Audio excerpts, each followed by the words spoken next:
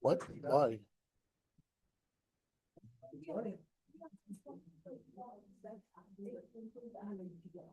All right, well, be excited. It's Monday. We have a whole week of physics ahead of us. Well, if you really want to play that game,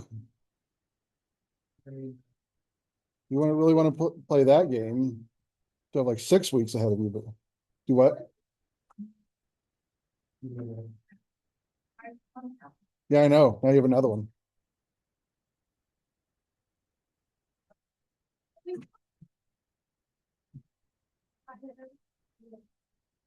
Yep. You saw it, right? Yeah, have you read it? Have you looked at it yet? I'm happy. I'm happy to know I finally wrote one that made people open it up, go nope, and close it down.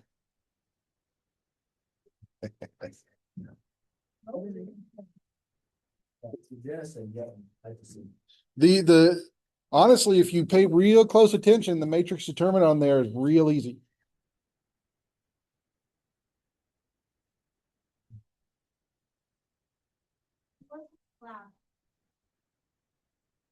I'm You've just about dried up the well of your number of questions you're allowed to ask in a semester in lab. Yeah.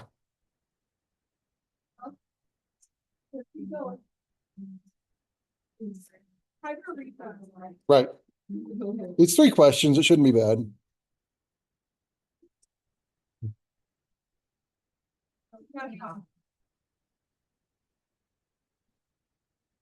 Okay, so we were talking about the Hall potential.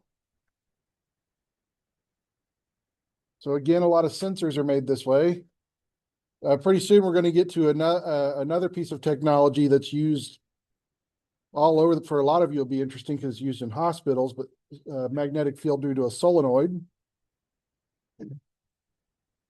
You know what a solenoid is? Well, think about it.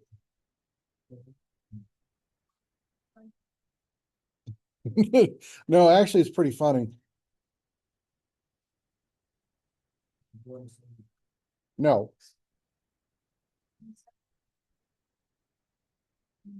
Yeah. Well, I mean, that depends. If your soul has metallic bits to it, then it absolutely would. Yes. You what?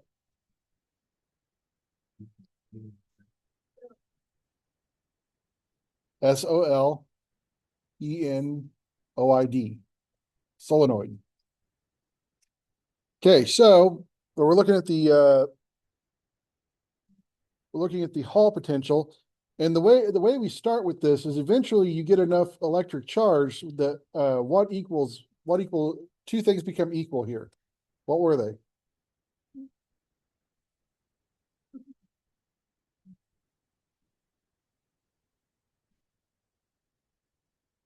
What eventually becomes equal in the Hall effect?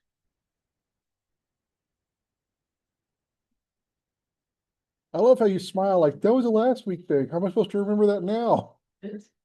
Huh?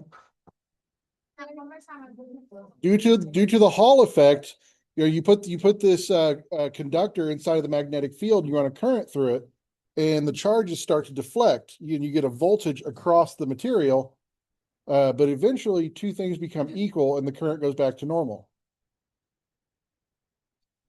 What are the two things that are equal? Magnetic what? Close. Is it magnetic?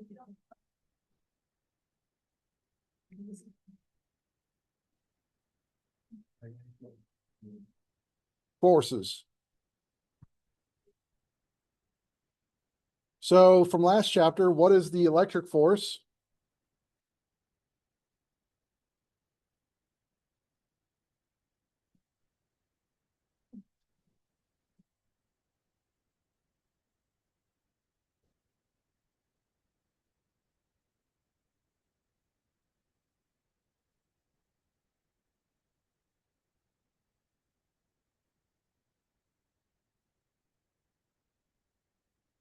QE.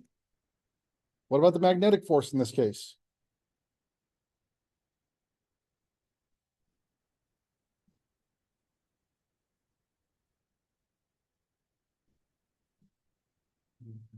I wanna say B, but like, I don't. Well, the angle between the drift velocity and the magnetic field is 90 degrees, so this is a maximum force.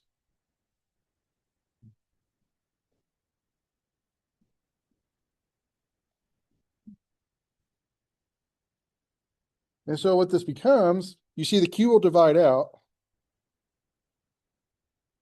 We get the Hall field, drift velocity, magnetic field. Now we need to think about some substitutions. We need something for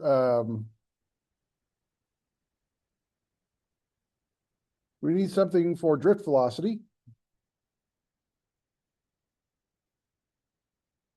This is called all. This is your Hall field.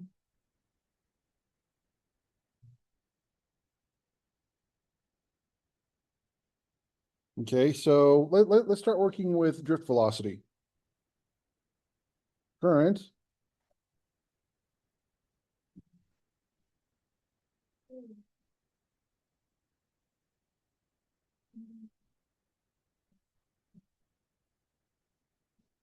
and what is the surface area that the current passes through?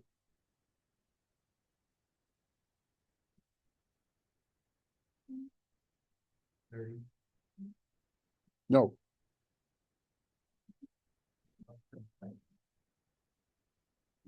Look at the way what does the current pass through? What area does the current flux through? Not a number.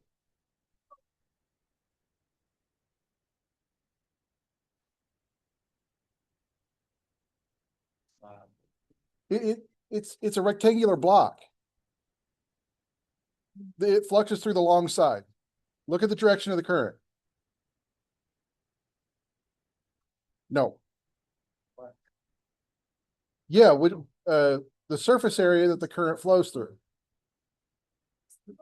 God. You wanna name them. The width times the thickness. Oh, yes. Also. Yeah, it's the small side. Okay. We will. Oopsies. What the heck? Where'd they go? There we go.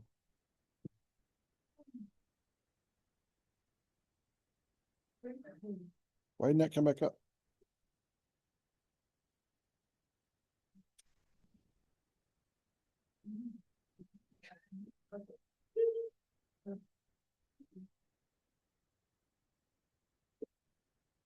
Okay, so the current number of charge carriers multiplied by their charge, the width of the block, the thickness of the block, drift velocity. So we're going to get a drift velocity.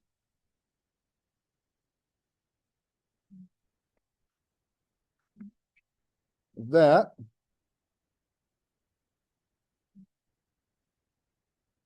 and we also know, so we have a Hall field.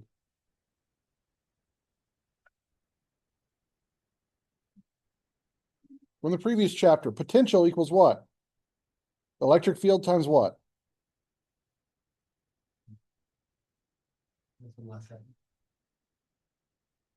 Yeah, potential equals E times what?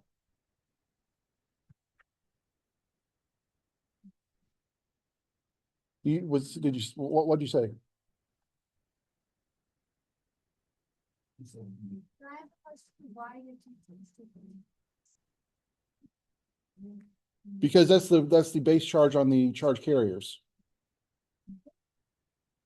That's the fundamental charge. Yeah, it's still Q. Yeah, it's the fundamental charge. Okay, which in this case is going to equal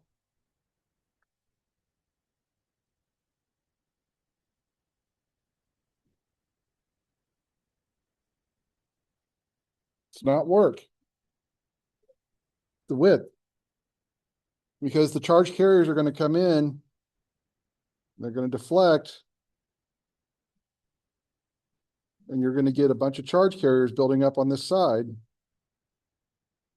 Okay. So the field created by that, the D is the width across the block.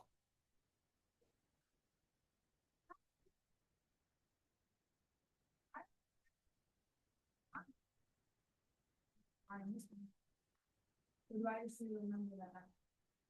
Well, you end up finding out that the length doesn't really play into this. You're worried about the potential across the block, not how long the block is.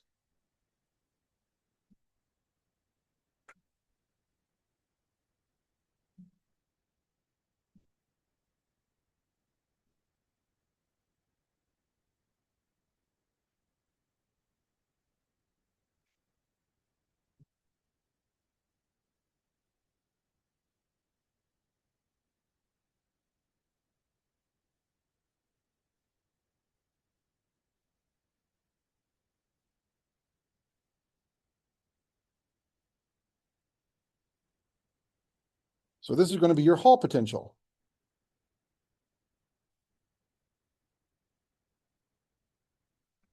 This is where you plug in all your numbers.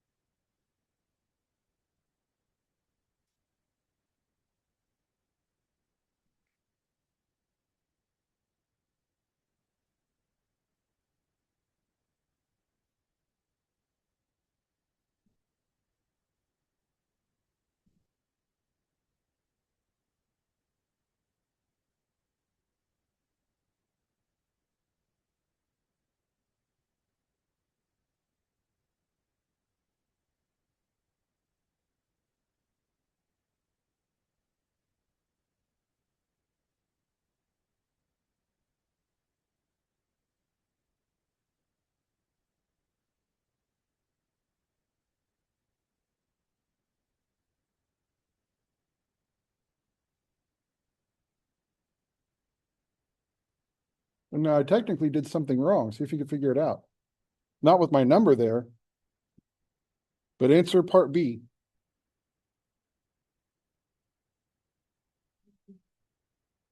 I would wait until you caught it.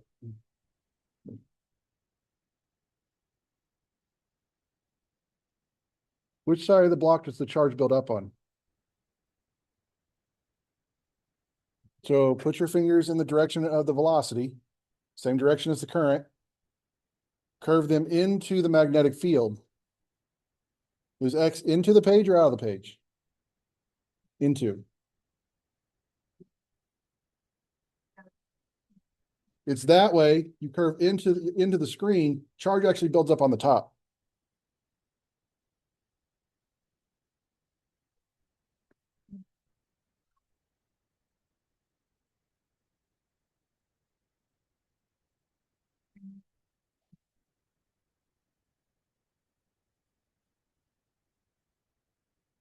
Charge is going to build up on that side.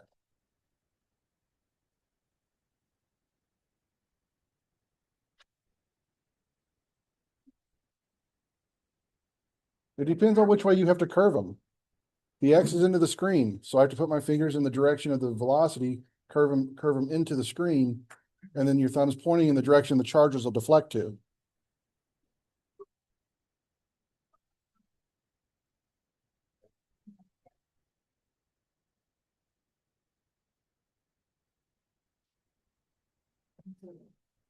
This is why you want to learn to do the matrices. You don't have to think about the right hand rule. Your matrix determinant will always give you a vector in the proper direction.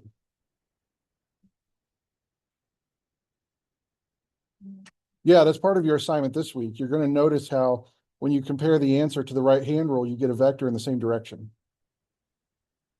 And you need to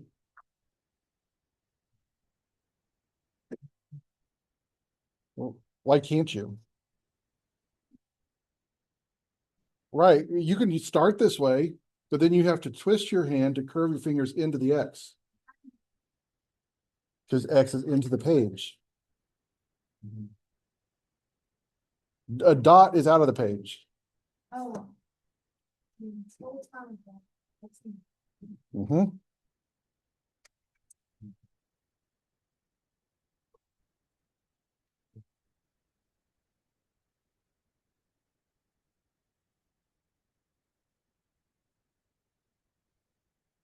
Okay, magnetic force on a current carrying wire. So you imagine you have this wire in a magnetic field.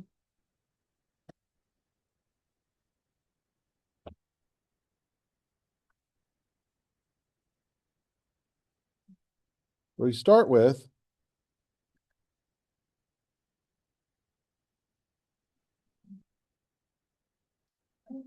he has one of those little helicopter hats on now. He's not, how is that a gangster? How is that a gangster?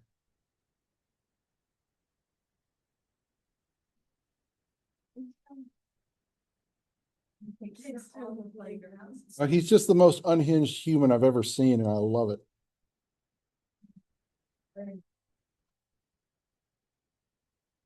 You need to be nice.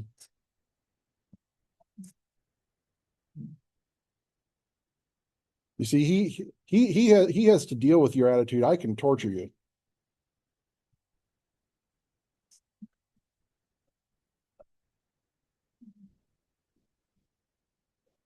Aren't we all?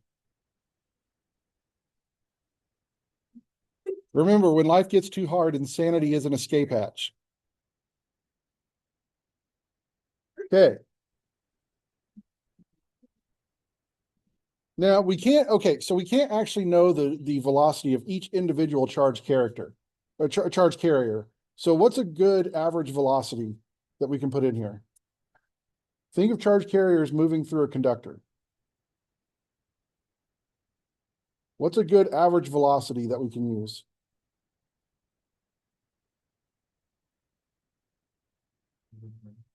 Yes, with letters.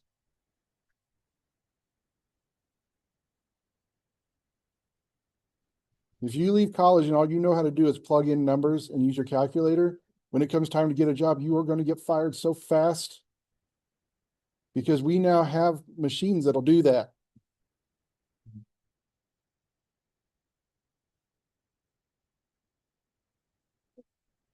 Yes.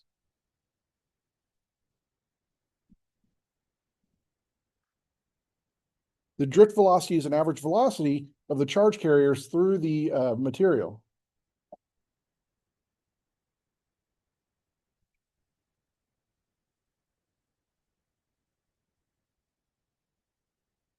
Of total,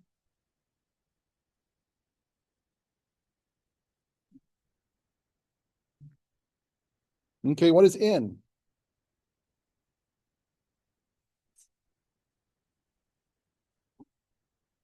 If that's total force, what is N?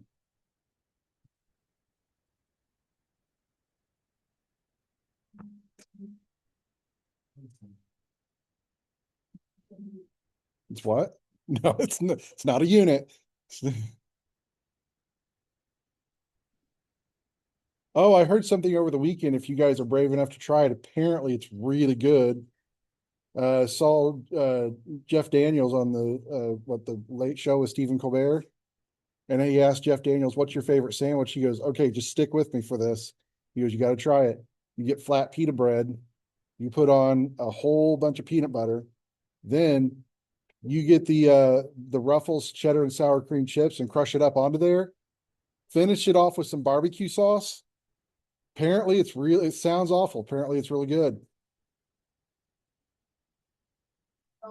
I'd be brave enough to try it. Apparently, it's fire. Give it a try. Okay, so the magnetic force, is that the magnetic force in general or on a single particle?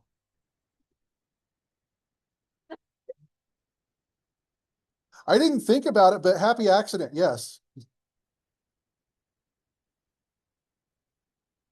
I didn't think about that, but yeah, happy accident. So what is N?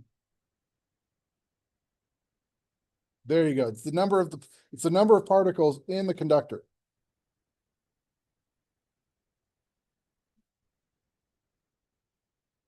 Now, we want force as a measure of the current in the conductor. So we can say that, so remember that current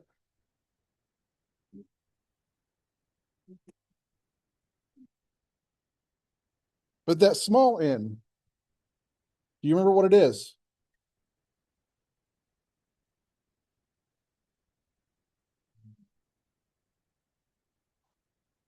It's a particle density, which means it's, how does it break down?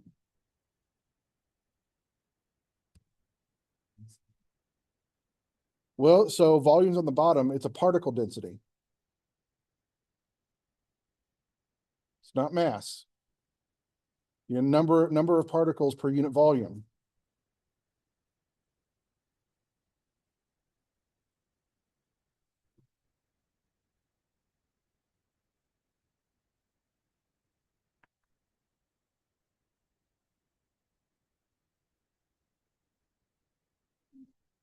And we know that the volume is the length of the conductor multiplied by the surface area of each individual little piece.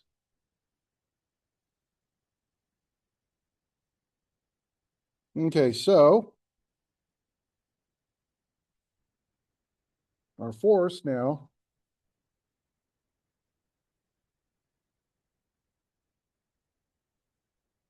is going to become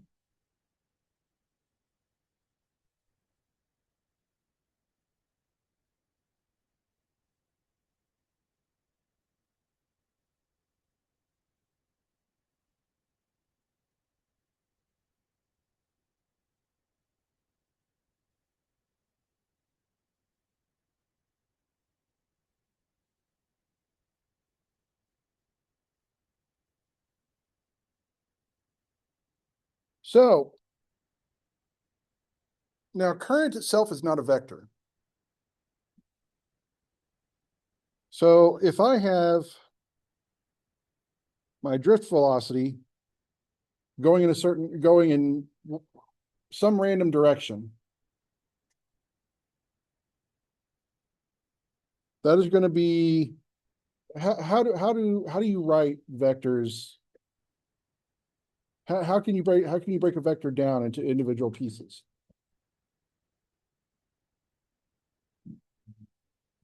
Yeah, so components. So we can say is we have a generalized drift velocity magnitude.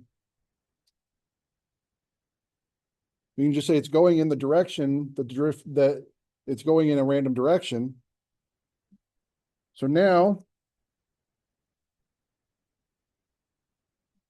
NQ A, going to pull that magnitude out, L.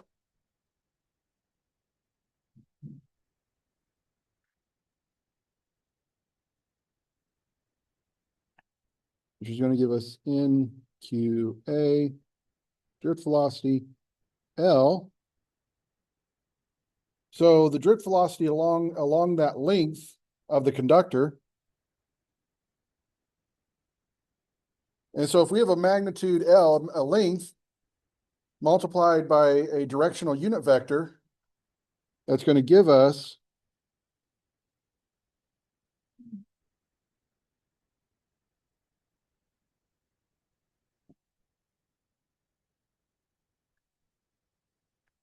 we now have a generalized vector along the length of the conductor.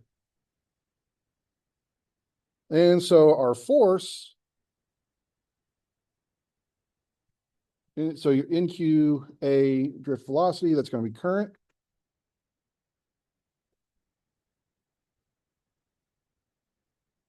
And so this is your force on a current carrying conductor. So this time a piece of wire, but it could be almost any type of conductor and almost any shape.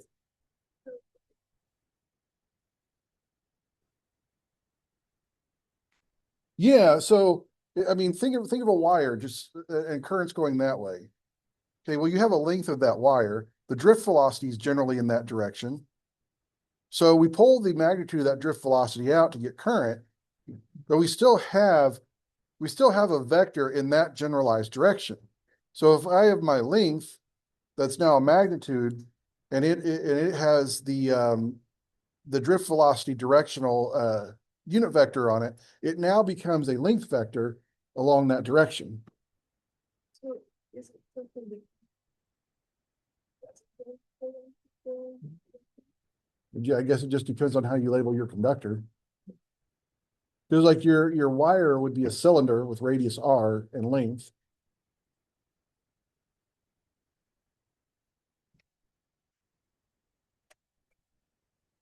You can really use whatever letters you want. This is just the more traditional formula.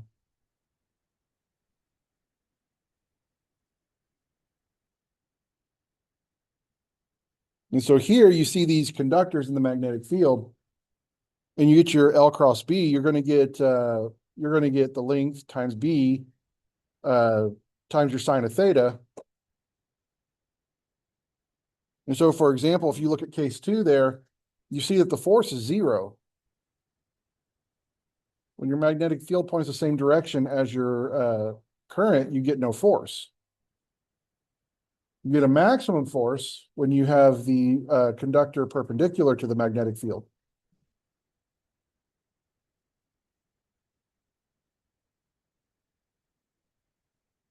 Okay, I thought this one would be fun.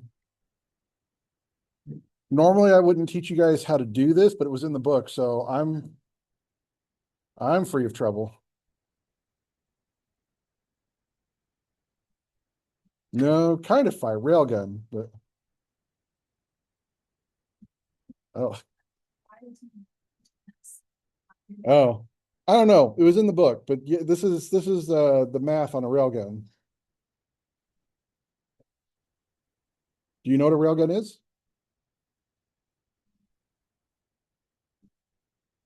It is a gun that does not use explosive charge. It uses electromagnetic force to fire pieces of metal.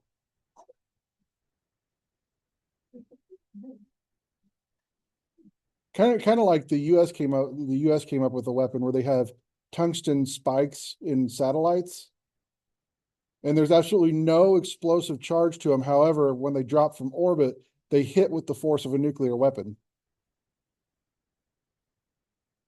Mm-hmm. Yep, they're insane. Okay. So we have this electromagnetic railgun firing a projectile using magnetic field and electric current. So you can also adjust your current to adjust your magnetic field and your force. Yeah, I'm not surprised. See, you guys have YouTube. When I was young, it was called the Anarchist Cookbook, but you don't, trust me, you don't want to buy that. There's nothing good in it, and it gets you on a list. No, I mean, it seriously puts you on a list if you buy it. Like to the point where some FBI agent somewhere will get a file with your name on it. Watch this person. You don't want it. That's not a good book.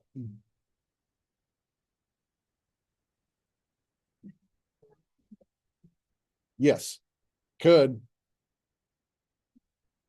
So, but now everything's on YouTube. All the stuff that used to put you on a list is now on YouTube. So, all right.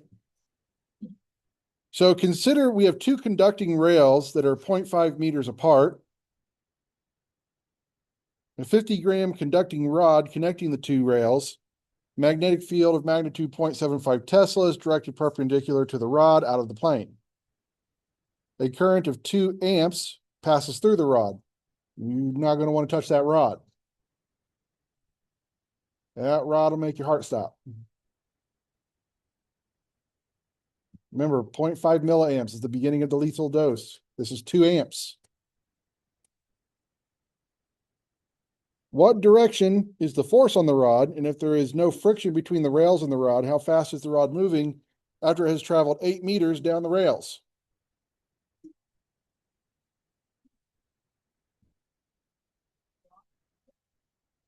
Okay.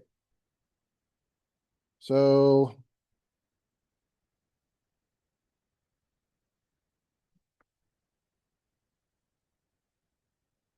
we'll put our rod that way.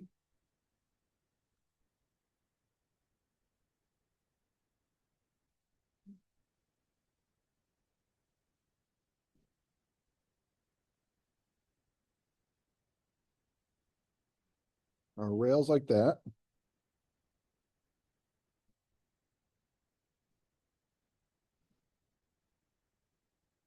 Now, magnetic field out of the plane, how do you represent that?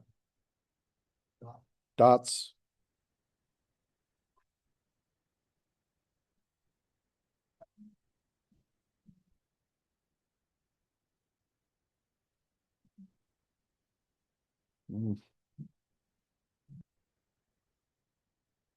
Because we also have to set this up.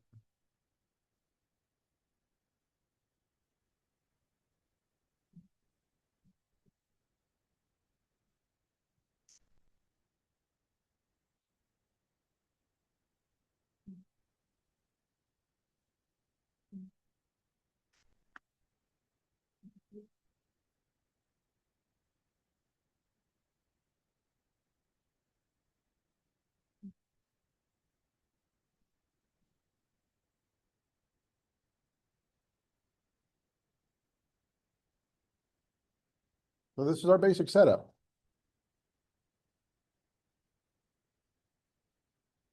Okay, what direction is the force on the rod?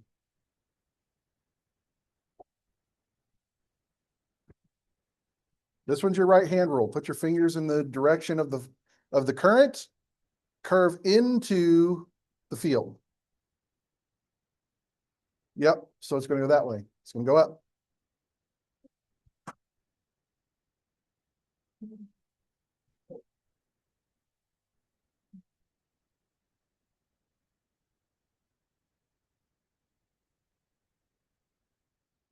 Okay, B. There's no friction. How fast is the rod moving after it has traveled 8 meters?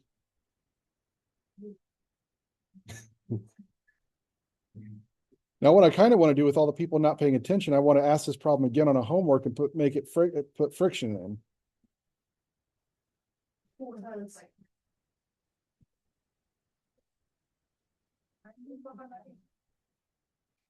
Even still over here trying to figure out like. Yeah, I've been watching her going, what the hell? That's what we did. That'll be so funny if I look out and see people going.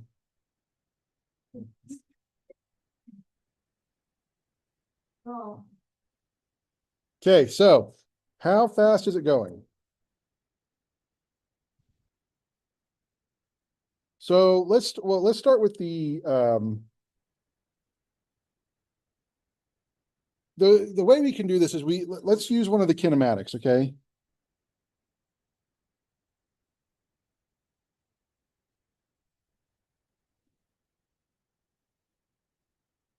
So one of our general kinematic equations relating acceleration, distance, and velocity.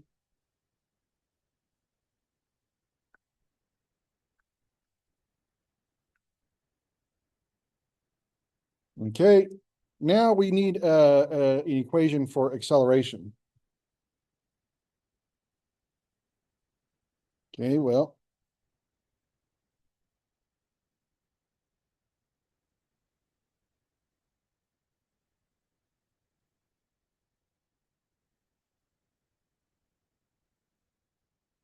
Okay, so there's only magnetic force on this rod. Now magnetic force.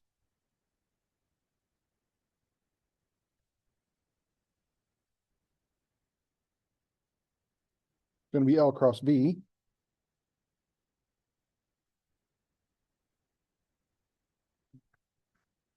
Sine of theta.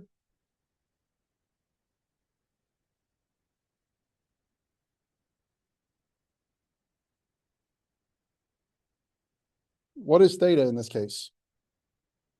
Yep. It's 90. So this is going to be a maximum. So sine of theta is going to go to 1.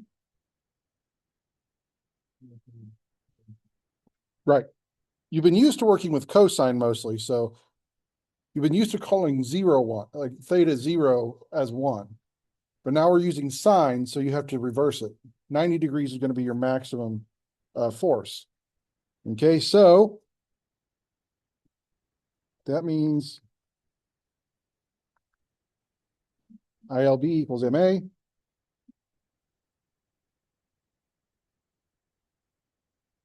ILB over M.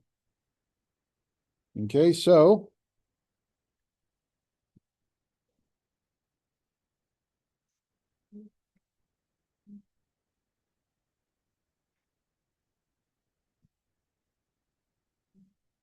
the final velocity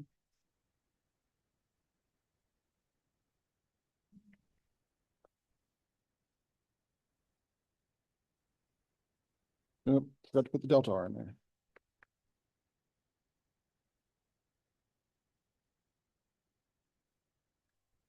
So now we can plug in numbers and calculate the velocity. Is that all it wanted? Okay, so if you plug in all your numbers, which I did it for the last one, you get about 15.5 meters per second.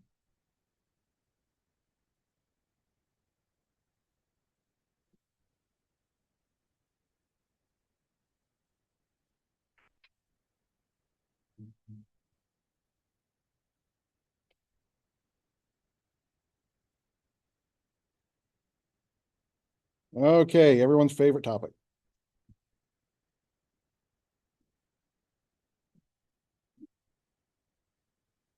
Although this time, last semester you all had fun with your dirty imaginations and torque. This semester, this is fun for me because this is a little bit of revenge. Because last semester, you were just torquing some physical object. Now you're going to have to deal with fields. And do you see this? Where is it? See this fun little diagram?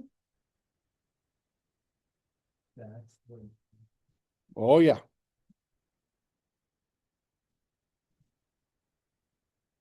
So, karma is a bitch, and we're about to find out how much of one.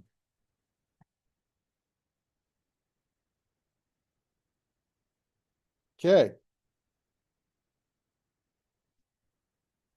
So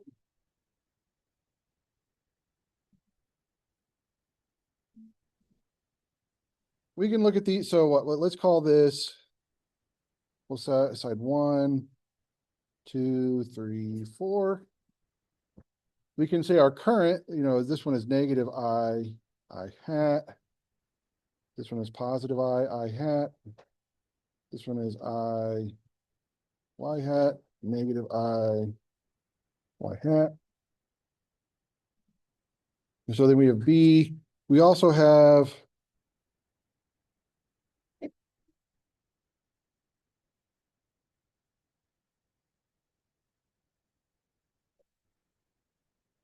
length of that side is going to be A.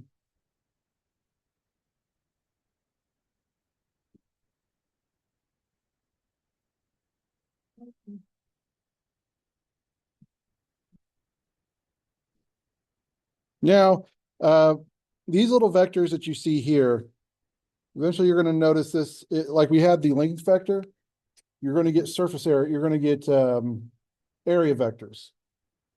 That'll point perpendicularly out of the current loop. So however many loops your conductor makes.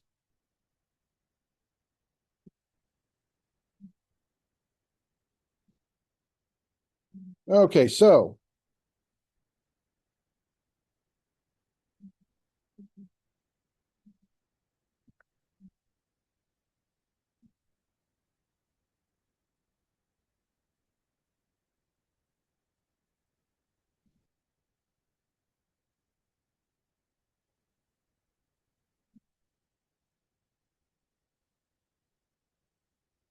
And what's theta for sides 2 and 4?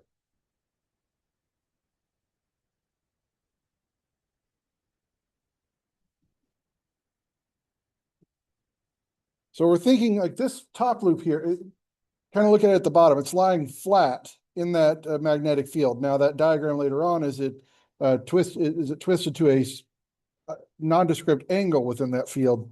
But right now, what is the angle between current and magnetic field on sides 2 and 4? 0 for one of them. 180.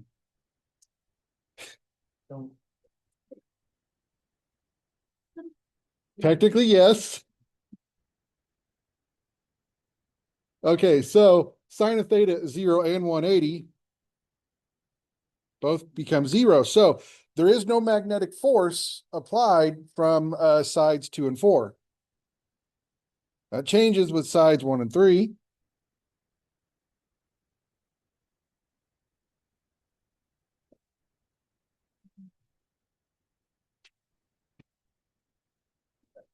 So one thing we want to keep in mind is we want to start looking at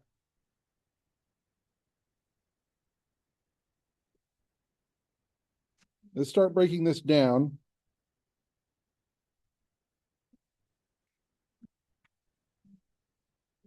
Remember our vector components. Now for sides 2 and 4, it's going to be I times B.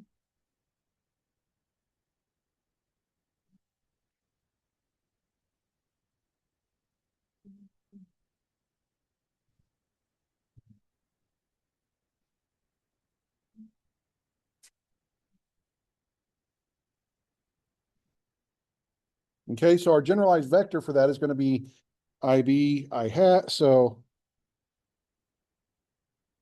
IL1.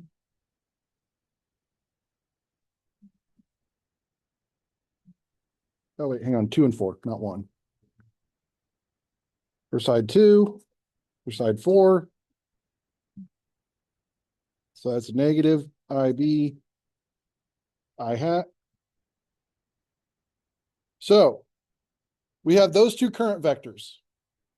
Now we know total force from sides 2 and 4 is going to be 0, but we want to remember these current vectors. Now we can prove that this is going to be 0. So let's just take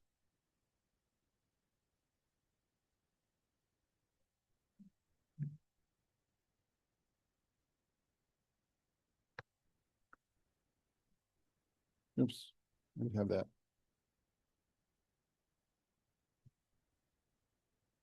Okay, so I hat, we're going to get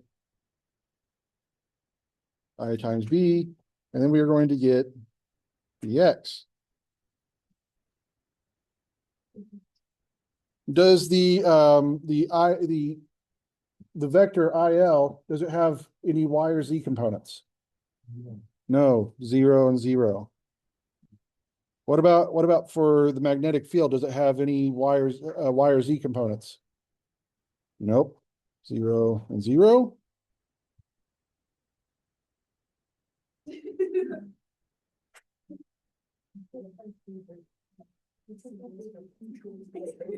If you can't do that determinant, you have issues.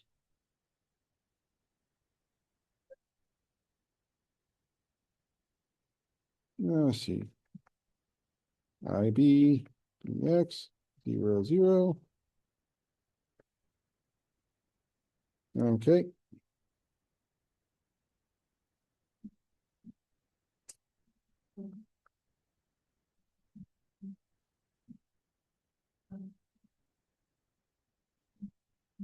Same result.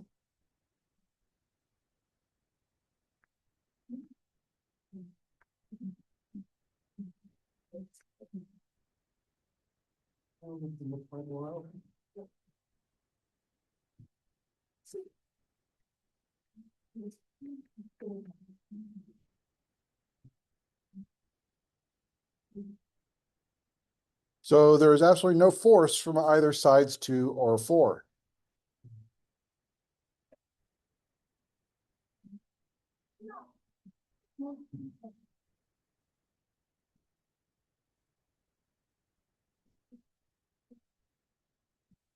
But you have IB times 0, BX times 0 is still 0 minus 0. Yep. So that works nice. It's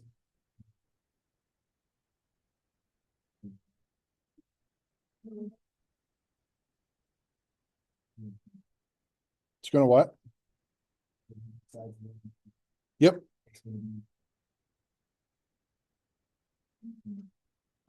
So, well, let's just start by looking at perpendicular vectors.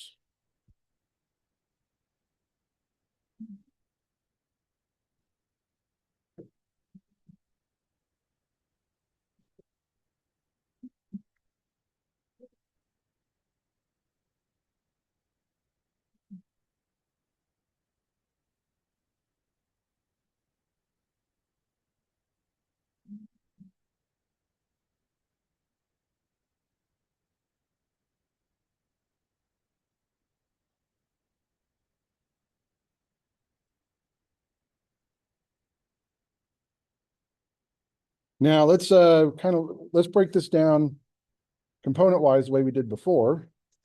So we know, so look at this here. You see how sides 1 and 3, you have I in the Y direction. So that means for side 1, that is going to be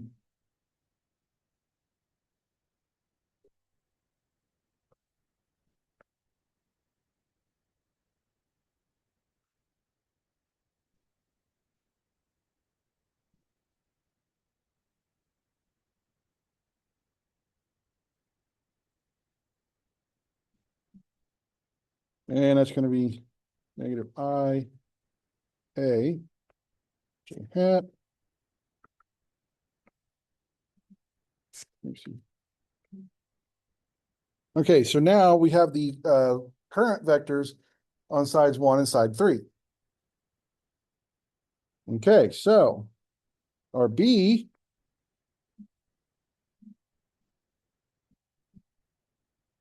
is just our X component.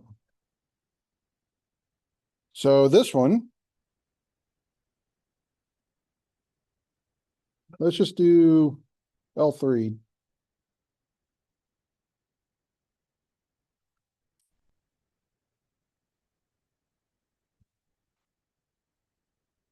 Let me get that. Okay, so our IL3 vector has no X component. The magnetic field has an X component. We have IA for our Y component, no Y component for the B. And then our Z direction, zeros. Okay, so this one will give me IA 0, 0, 0.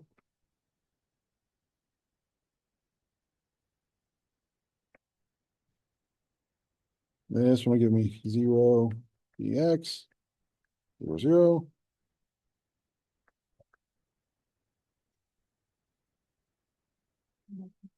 This will give me 0, BX, IA, 0.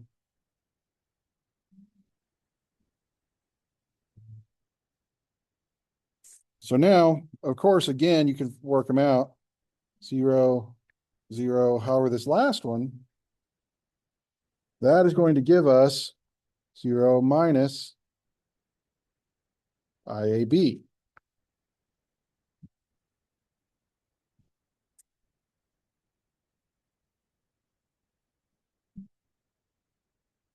So you get a vector pointing in the negative Z direction. And if you go back up here and you set, because we've set earlier we said that's why X and Y, and you use your right hand rule, you'll see that you get a vector going in the negative Z direction. So that would be into the page. Yep. So again, the determinants are always going to give you the correct direction of the vector. If you set weight. Yeah, You don't have to set your Z. you don't have to.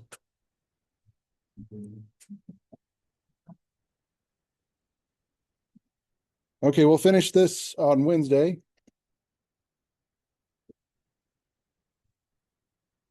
So then